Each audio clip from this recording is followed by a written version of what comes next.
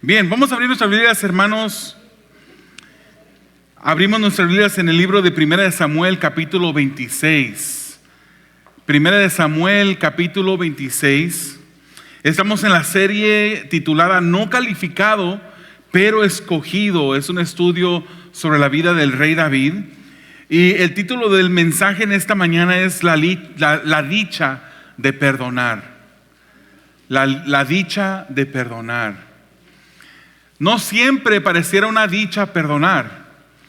Cuando nosotros nos hacen daño, cuando cometen un pecado en contra de nosotros nos sentimos mal.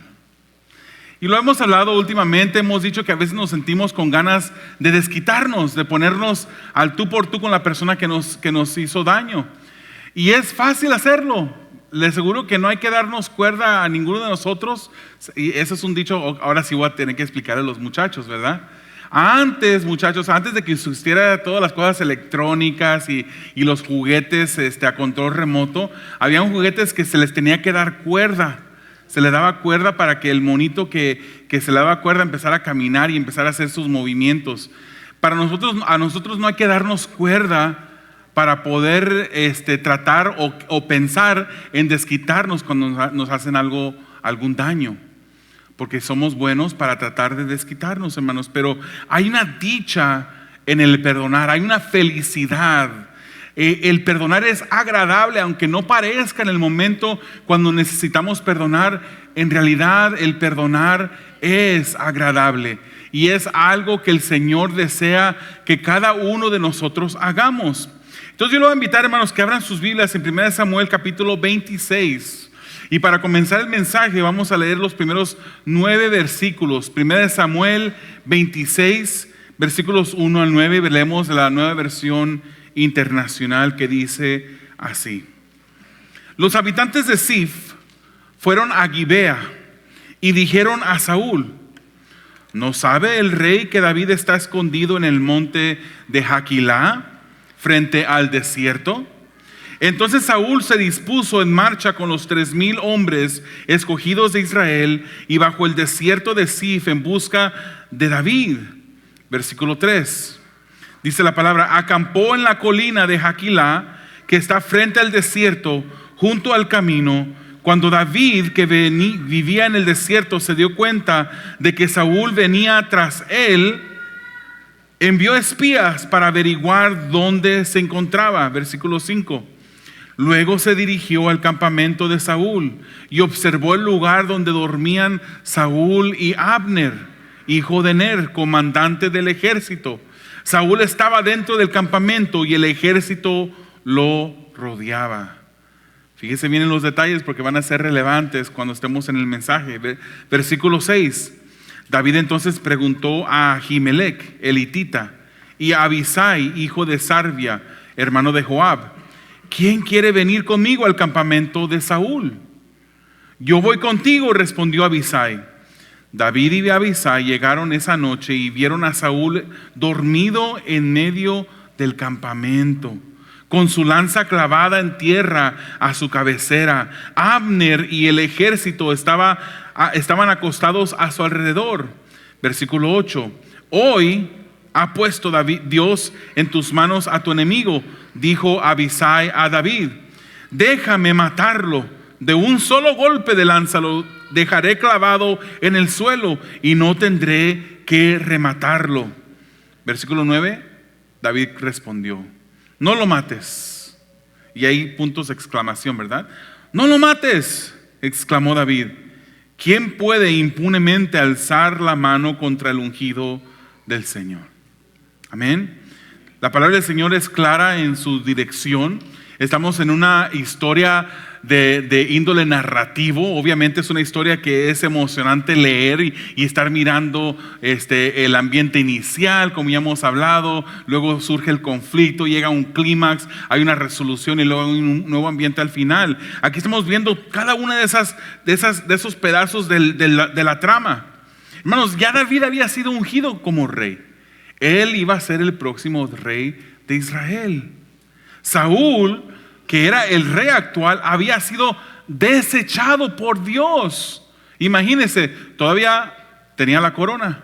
Todavía tenía el vestido real del rey de Israel. Todavía tenía acceso al trono, al palacio donde habitaba, al lugar donde habitaba el rey de Israel. Pero ya no era el rey que Dios seguía en sus planes para seguir reinando el pueblo de Israel. La razón por la cual fue desechado por Dios es porque él tuvo rebeldía en su corazón. Cuando Dios ordena a este Saúl que vaya y que ataque al pueblo amalecita, le dice: destruye todo lo que encuentres. Pero Saúl no hizo eso, sino que Saúl dijo: yo tengo un plan mejor que Dios. Dios se equivocó. Él quiere que yo vaya y luche en contra de este pueblo y que destruya todo, pero yo miro como que los animales están gorditos. Y puede, pues, hasta podemos guardarlos para dedicarlos en sacrificio a Jehová. Imagínense qué buen pensamiento de Saúl, decir esas cosas. Él guardó lo mejor del ganado, lo más gordo, lo más engordado, y de paso desobedeció a Dios. Es por eso que vemos en las Escrituras un pasaje que dice que a Dios no le agradan los sacrificios, que lo que Él quiere es obediencia. Dios quiere obediencia de nosotros. Dios nos manda, ¿sabe qué? A perdonar aun cuando usted piense que esa persona no merece el perdón suyo, ni siquiera merece el perdón de Dios. Dios nos llama a nosotros a perdonar solamente cuando nos han pedido perdón, no. Perdonar aún cuando no nos pidan perdón. Perdonar ya cuando esa persona haya resistido de seguirnos haciendo mal. No. Perdonar aún cuando esa persona persiste en hacernos daño. Debemos de perdonar. Saúl desobedeció y Dios lo desechó. El deseo por lo que vio fue más fuerte que el deseo de obedecer a Dios. Ofreció sacrificio también en otra ocasión. Ofreció sacrificios. Samuel le había dicho: espérame, Saúl, yo voy a llegar. Yo sé que te enfrentas a la guerra y yo sé que hay que ofrecer un sacrificio al Señor antes de entrar en guerra, pero espérame. ¿Lo esperó Saúl? No lo esperó, sino que se apresuró. Él miró que la gente de su ejército desertaba, se iban unos por allá, se iban otros por allá, y él dijo: tengo que ofrecer sacrificio, no voy a esperar al profeta de Dios, ofreceré sacrificio yo mismo, porque si no lo ofrezco, la gente se me va a ir, me voy a quedar solo. Y ofrece sacrificio, y cuando Samuel llega, le dice: has obrado malmente. Yo te dije que me esperaras y no has esperado. Ahora Dios ha quitado el reino de tus manos. Dios había escogido a Saúl. Y en aquel tiempo, hermano, no era como los pastores de hoy en día, ¿verdad? El líder del pueblo que Dios ha establecido en una iglesia, pues es un pastor. En aquel tiempo, el hijo del rey venía a ser el próximo rey del pueblo. Aquí no es así, ¿verdad? No es que mi hijo no va a ser el próximo pastor, simplemente es quien Dios llame a que sea el próximo pastor de esta congregación. Pero era prometido para Saúl que en su casa permaneciera ese reino, esa realeza. Pero por su desobediencia, Dios lo desecha. Un espíritu malo después atormenta a Saúl, y ya ustedes conocen la historia. David, hermanos, ya ni siquiera podía acercarse al palacio. Él servía con Saúl, pero por causa de este celo de este hombre que se había descuidado del camino, ya él no podía entrar allí. Y Saúl, por su celo, comenzó a atacar a David y a perseguirlo una y otra vez. La dicha del perdón no parece una dicha. Y parece como que el tema es contradictorio. ¿Cómo que hay dicha en perdonar? Yo no siento perdonar. Si la persona me ha hecho tantas cosas y ya no ha parado, no ha desistido, sino que sigue aún haciéndolo. Hermanos, hay dicha en perdonar, especialmente cuando te ofenden repetidamente. Cuando tú perdonas, tú obras conforme a Dios. Tú perdonas como Jesucristo perdonó. ¿Qué es lo que Jesucristo le dicen cuando le preguntaron cuántas veces debo de perdonar? Él dice: perdona 70 veces 7. 70 veces 7. ¿Por qué 70 veces? ¿Cuántos son buenos para la matemática? 7 por 7 son 49 y le agregamos el 0. 70 por 7 son 490 veces. Ay, ya no voy a perdonar al hermano fulano porque ya lo he perdonado 490 veces, se ha terminado, he cumplido con la palabra. Eso no es lo que quiere decir, hermanos. Ya cuando lleves tú la número 10, número 11 veces que tú perdonas, ya ni vas a perder la cuenta. Tú debes de perdonar 50, sin hacer cuentas, porque así es como el Señor nos perdona, hermanos. ¿Qué tal si el Señor nos mantuviera una lista de todas las veces que nos ha perdonado? De todas las veces que le hemos fallado a Él. Y Él sigue perdonándonos, hermanos. Su gracia se sigue extendiendo hacia nosotros. Vamos a ver la historia que leímos en esta mañana. La historia se repite, es el primer punto. La historia se repite. Primera de Samuel 24, hermanos, vimos a un David que perdona la vida de Saúl. ¿Se recuerda? Estaban en la cueva, Saúl entra por necesidad, David estaba escondido en la cueva, sus hombres le dijeron: ese es tu momento de terminar con él, ahora ha entregado Dios a tu enemigo en tus manos. Y David agarra su instrumento de cortar, no sé si fue su espada, no me recuerdo en este momento, un cuchillo, pero le arranca un pedazo del manto a Saúl y se siente mal por haber hecho eso. Después le demuestra a Saúl el pedazo del manto y Saúl dice: uy, estaba yo en tus manos y no me quitaste la vida. Y aparentemente parece arrepentirse en ese momento y parece decirle: David, tú eres un hombre que ha obrado con justicia y diferente a mí. Y hay arrepentimiento, al parecer, se arrepiente. Pero ahora aquí en este capítulo 26 vemos otra vez la misma historia. Por ahí hay un dicho o una expresión mexicana: otra vez el mismo cantaleta.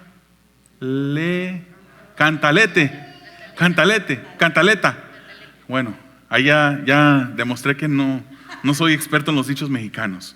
Bueno, otra vez la misma historia. No sabemos, hermanos, si 1 Samuel 24 y 1 Samuel 26 son en orden cronológico.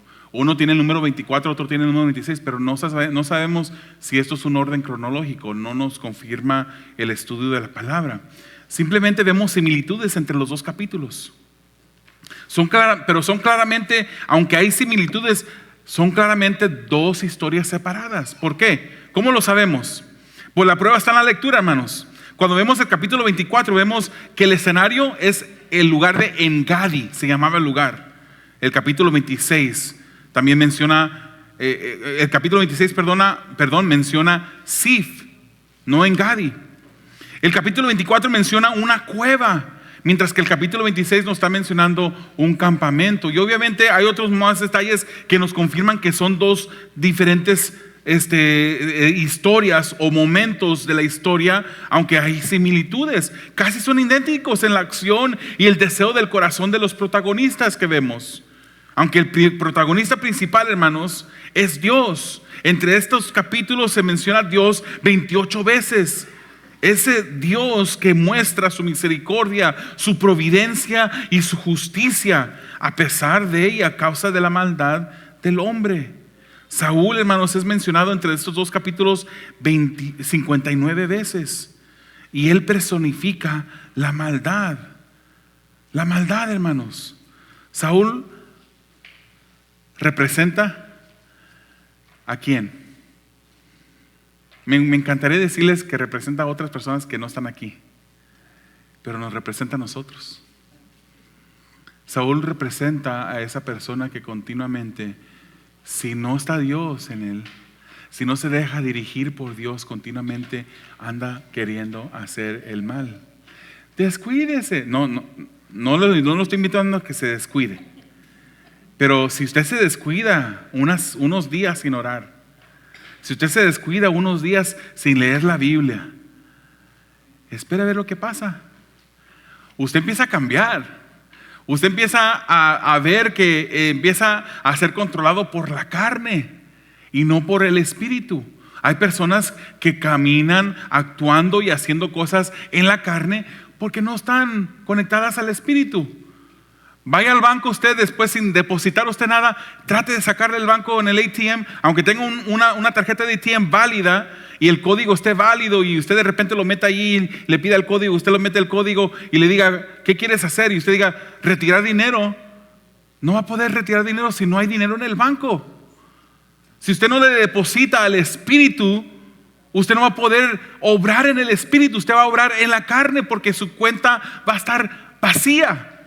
Es por eso, hermanos, que lo he dicho muchas veces y no me canso de decirles, hermanos, queremos ser una iglesia unida, una iglesia que camine en amor, una iglesia que sea espiritual, que cuando tomemos decisiones en nuestras vidas sean decisiones basadas en la voluntad de Dios. No que seamos una iglesia como Primera de Corintios, leemos en Primera de Corintios, una iglesia carnal, una iglesia donde había pecado, una iglesia donde nos dice el apóstol Pablo que incluso un hombre había tomado a su madrastra como mujer. Habían pecados que no deberían ni siquiera de mencionarse dentro de la congregación. Nosotros no queremos ser así. Es por eso, hermanos, que lo he dicho y lo vuelvo a repetir. Por favor, hermanos, nos conviene, es para su bien, estén en la palabra todos los días. Y no me refiero, Juan 3:16, porque de tal manera amó Dios, y lo que usted lo repita, no me refiero a eso, hermano. Me refiero a que en la mañana usted aparte un tiempo. Es que usted trabaja a las 4 de la mañana, levántese un poquito más temprano, acuéstese un poquito más temprano, abra la palabra en la mañana, ore, pídele al Señor dirección, encomiéndele a Dios su día, para que el Señor, a través de esa palabra que usted va a leer, esa oración que usted va a hacer, el Señor ministre a su corazón y usted vaya creciendo espiritualmente. Oremos, leamos la palabra para que crezcamos, para que nosotros dejemos parecernos más a Saúl, o que nos parezcamos menos a él y nos parezcamos más a Jesús. Podemos hacerlo. Nunca lo vamos a hacer exactamente como Jesús. Nos va a faltar mucho para parecernos como Jesús. Pero cada vez, cada día que nos entregamos a la palabra, seremos más y más como Él. Más y más. Hermanos, lo bueno cuesta. La espiritualidad es algo bueno. Y eso cuesta, hermanos. Usted no puede nada más pedirle al Señor en una oración de 30 segundos a la mañana: Señor, hazme más espiritual y menos carnal. Él nos ha dejado su palabra para que a través de su palabra Él nos hable a nosotros. Nos ha dejado la acción de la oración para que a través de la oración nosotros podamos comunicarnos con Él. Son herramientas que Él nos ha dado. Saúl representa la maldad, representa personas que actúan en la carne. Nuestro pecado, hermanos, traza camino con dirección al mal. Por eso Génesis 6:5 dice: y vio Jehová que la maldad de los hombres era mucha en la tierra, y que todo designio de los pensamientos del corazón de ellos era de continuo solamente el mal. No ha cambiado nada, les doy esa noticia. La humanidad sigue siendo la misma humanidad de aquel entonces. El hombre no ha cambiado. Es solo el cuidado de Dios y su presencia en nosotros cuando dedicamos tiempo a la comunión con Dios, que son las razones por las que podemos reaccionar mal cuando alguien nos trata bien. Pero descuídese y cuando usted le haga un mal, no tiene ni siquiera que meditar en qué es lo que usted va a hacer. Rápido le viene a su pensamiento cómo se va a desquitar a usted. David, otro personaje que vemos en esta historia, mencionada entre los dos capítulos 40 veces. Aun cuando no sabemos si la historia del capítulo 24 y del capítulo 26 están en orden cronológico, sí sabemos que Saúl continuamente hacía el mal, aún después de un aparente arrepentimiento. También sabemos que David le perdona en repetidas veces la vida a Saúl. No tenía razón por ser su enemigo, Saúl.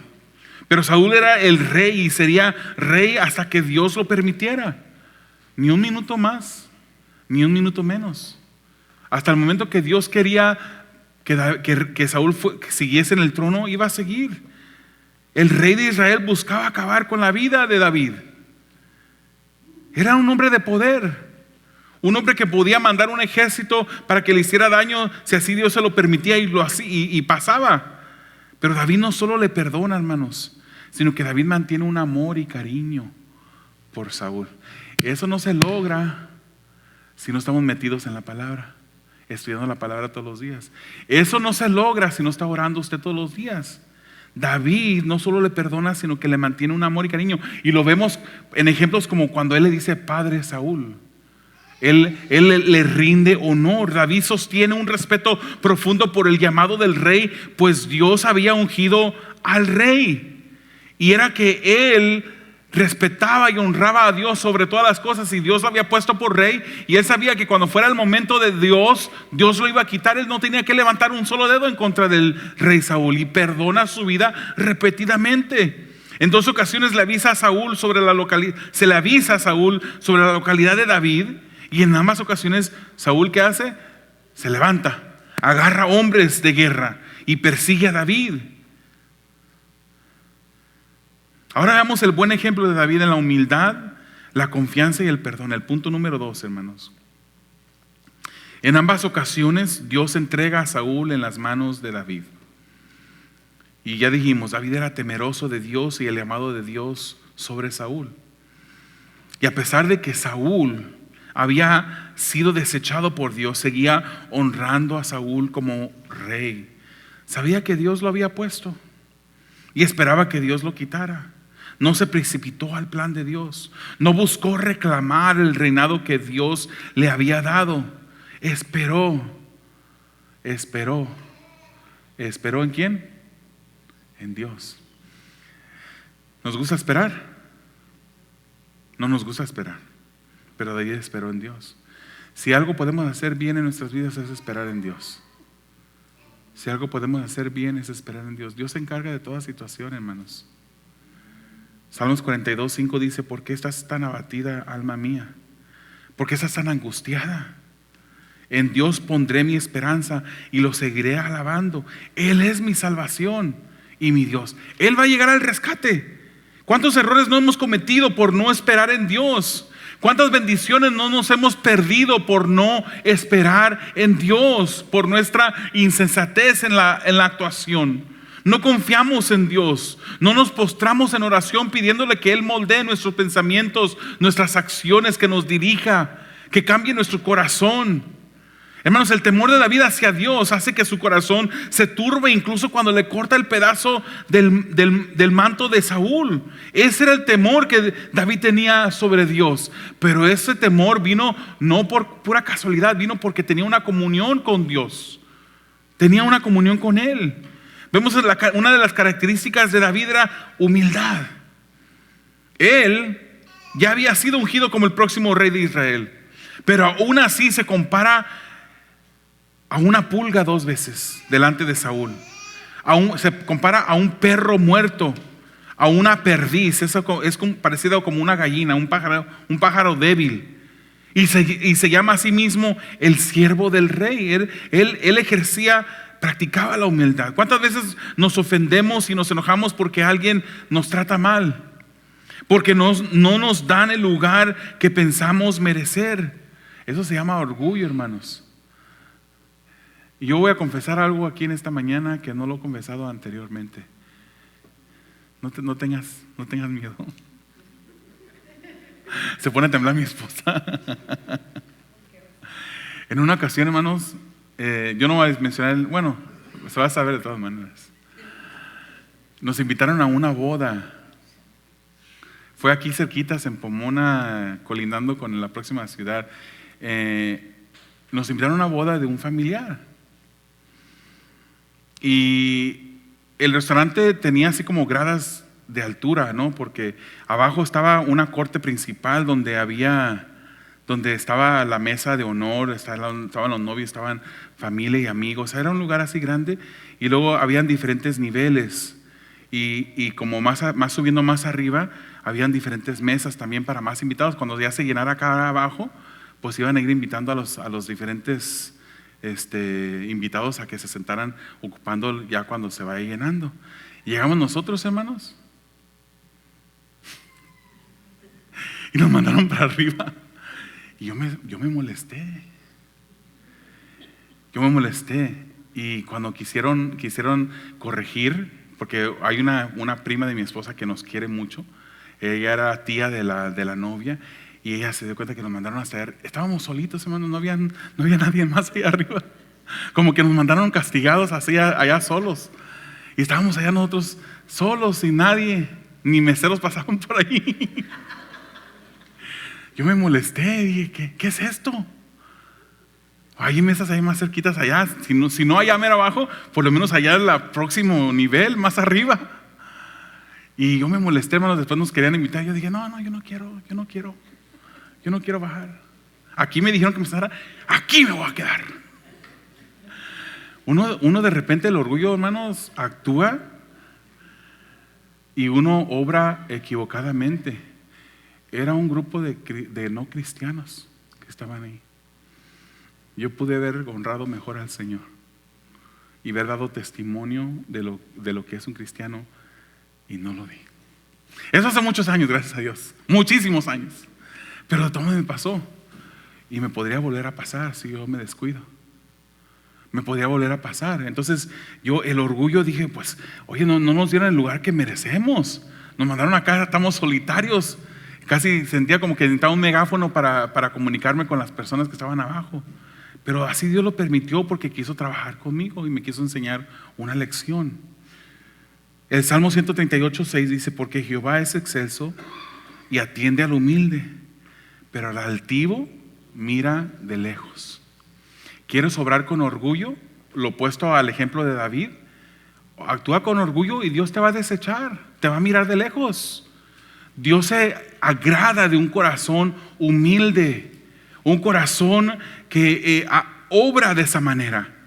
Ahora veamos el retrato hermoso de una confianza en Dios, también como ejemplo de David. David perdona la vida de Saúl aun cuando éste planeaba su mal, y a pesar de que Dios le permite tener a Saúl en sus manos. David sabía que tenía un Dios de justicia en el cual podía descansar, él podía estar tranquilo. Y David tiene la fe que muchas veces nos ha faltado a nosotros, hermanos. Él podía haber terminado con la vida de Saúl en más de una ocasión, pero él confiaba en Dios.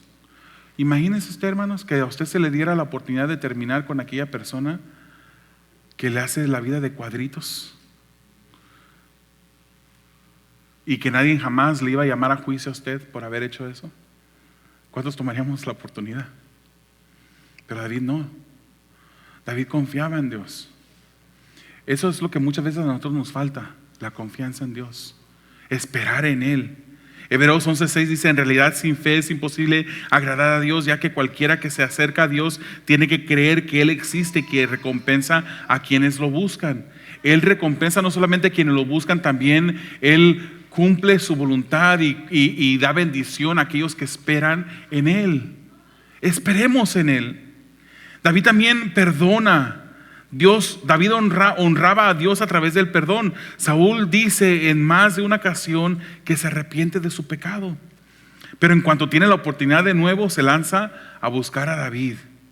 El mantenerse humilde y confiado en el Señor ayudó a David a perdonar, hermanos. Ayudó a David a perdonar. Confiaba en Dios, tenía una comunión con Dios que lo mantenía humilde. Y esa misma humildad y confianza en Dios lo ayudó a perdonar. A perdonar. Muchas veces nosotros no perdonamos porque no hemos confiado en Dios como Él quiere que nosotros confiemos en Él. Salmo 62, hermanos, es un salmo bellísimo que muestra una confianza en Dios. Y comienza diciendo: solo en Dios haya descanso mi alma, de Él viene mi salvación. Solo Él es mi roca y mi salvación. Él es mi refugio, jamás caeré. Imagínense, hermanos, estar escribiendo esto en el momento cuando Saúl, el enemigo de él, viene a quitarle la vida, viene detrás de él. ¿Hasta cuándo atacarán todos ustedes a un hombre para derribarlo, como si fuera un muro inclinado o una cerca a punto de derrumbarse? Solo quieren derribarlo de su lugar de honor. Se complacen en la mentira, bendicen con la boca, pero maldicen con el corazón. Solo en Dios haya descanso mi alma, de Él viene mi esperanza. Solo Él es mi roca y mi salvación. Él es mi refugio. Vuelve a repetir: no caeré. Vuelve a repetir: Dios es mi salvación y mi gloria, es la roca que me fortalece. Mi refugio está en Dios. Oh pueblo, confía en Él siempre. Derrama ante Él tu corazón, pues Dios es nuestro refugio. Espera en Dios. Espera en Él y Él hará. La espera a veces es difícil. Cumple su voluntad. Espera en Él, que es lo mejor esperar en Él, porque nosotros metemos, es decir, algo mexicano, metemos el pie en otra manera. David había entrado, hermanos, al campamento donde dormía Saúl, y se acerca, dormía Saúl al lado de su general, y toma su lanza, la lanza que estaba ahí clavada a la cabecera, y su jarro de agua, y se retira sin hacerle daño al rey Saúl. ¿Usted hubiera hecho lo mismo? Yo me imagino arrancando la lanza de que estaba así clavada ahí, y volver, y era fácil, ahí podía. Otra vez su enemigo en sus manos, podía matarlo, ahí estaba ya, y dormido. Se lo puso, como que dice, Dios se lo puso en bandeja de plata, ¿verdad? Hoy no sé, me están pegando mucho los dichos, pero en bandeja de plata se lo puso Dios. Ahí podía haber terminado con él. No lo hizo. Él perdonó su vida, perdonó la vida de aquel que lo perseguía. En la distancia, David le dice a Saúl, le grita, y luego David responde: Su majestad, aquí está su lanza. Mande usted a uno de sus criados a recogerla. Que el Señor pague a cada uno según su rectitud y lealtad. Pues hoy Él lo había puesto a usted en mis manos, pero yo ni siquiera me atreví a tocar al ungido del Señor. Qué maravillosa acción de parte de David, hermanos, que a nosotros nos haría bien a seguir el ejemplo de él. Lo que aprendemos y lo que haremos para terminar. Aprendemos, hermanos, a través de esta historia que Dios es un Dios de justicia. Romanos 2 nos dice que Él pagará a cada uno conforme a sus obras, dice la Escritura. Dios permite, hermano, cosas en nuestra vida para mostrarnos que Él está a nuestro cuidado y que la venganza le pertenece a Él, como dice Romanos 2:6. Él pagará según lo merezcan cada uno. Dios pone en nuestras manos a nuestros enemigos, pero el mayor enemigo que tenemos, hermano, ¿sabe quién es? ¿Qué es? El pecado. El pecado. ¿Y usted sabía que usted ya no tiene que estar batallando con el pecado? Llámele el pecado que usted quiera. Algunos luchan con un tipo de pecado, otros luchan con otro tipo de pecado, pero no es necesario luchar hasta el fin. Hasta que muramos vamos a estar luchando contra el pecado, pero ya no estamos subyugados bajo el control del pecado. ¿Por qué? Porque Cristo lo venció en la muerte, en la cruz del Calvario. Cristo lo venció. Ya no estamos controlados por el pecado. Dios libra de aflicción a sus hijos, y fortalece a través de la aflicción. ¿Qué aprendemos del pueblo? Pues una persona del pueblo era Saúl.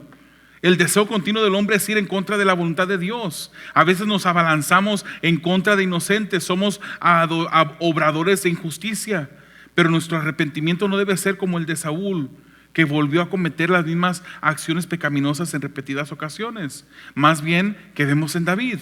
No todos los consejos que se les dieron a él los tomó en acción, porque en 2 veces se le dijo: Dios te lo ha entregado.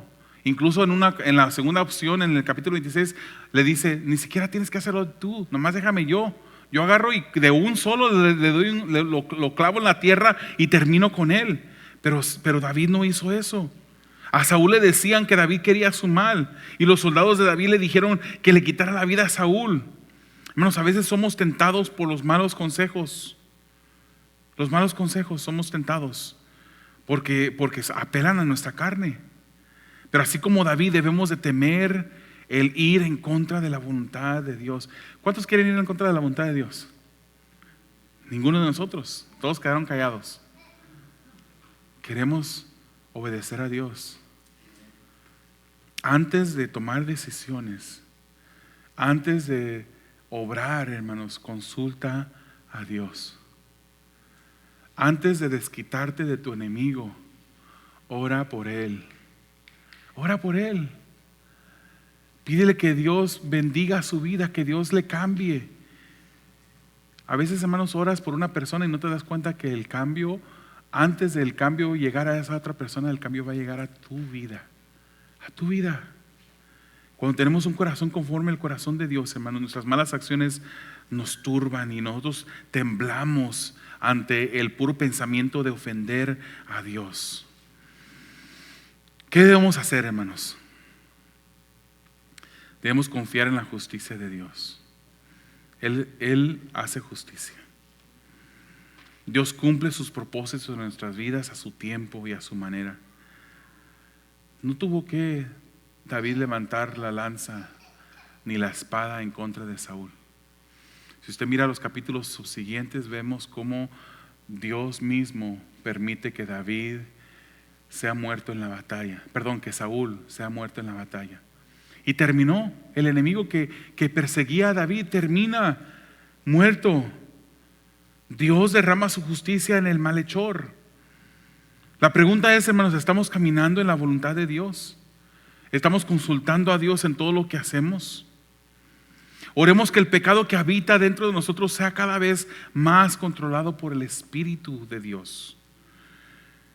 Que la obra de santificación en nuestras vidas continúe.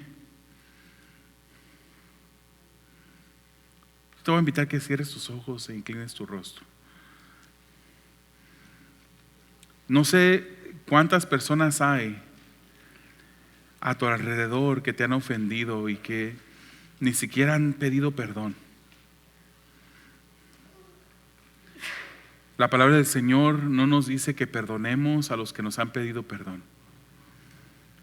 La palabra del Señor nos dice que perdonemos como Cristo nos perdonó. Efesios 4:32 dice: más bien sean bondadosos y compasivos unos con otros, y perdónense mutuamente así como Dios los perdona a ustedes en Cristo. ¿Qué es perdonar? Perdonar, hermanos, no quiere decir que te vas a olvidar de lo que pasó. Ciertamente no se olvida, pero cuando lo recuerdas, ya no lo recuerdas con enojo, ni con tristeza, ni con un sentimiento de mal hacia la otra persona, sino que simplemente es un recuerdo que tienes, y quizás ese recuerdo incluso te mueve a orar y pedirle al Señor que te ayude, que te siga ayudando. Muchas veces, hermanos, piensas tú que cuando no perdonas, tú mantienes a una persona presa dentro de una cárcel y dices: no lo voy a perdonar para que se siga sintiendo mal. Pero cuando perdonas, te das cuenta que liberas al preso, y te das cuenta que ese preso eras tú. Perdona, porque hay dicha en obedecer al Señor, hay dicha en caminar en su voluntad. Amado Dios, te damos gracias porque eres bueno y maravilloso, y queremos pedirte, Señor, que tú nos ayudes, a seguir caminando en ti, Señor. Padre, no permitas que nuestras vidas se descuiden. No permitas, Señor, que nosotros caminemos en nuestra propia voluntad, nuestros propios designios, nuestra propia inteligencia, Señor. Ayúdanos, Padre, danos la fortaleza, danos la mansedumbre, la humildad, la confianza para poder perdonar a quienes nos ofenden, Señor, para poder ser más como tú, para poder honrarte cada día en todo nuestro caminar, Señor. Te lo pedimos en el nombre de Jesús. Amén.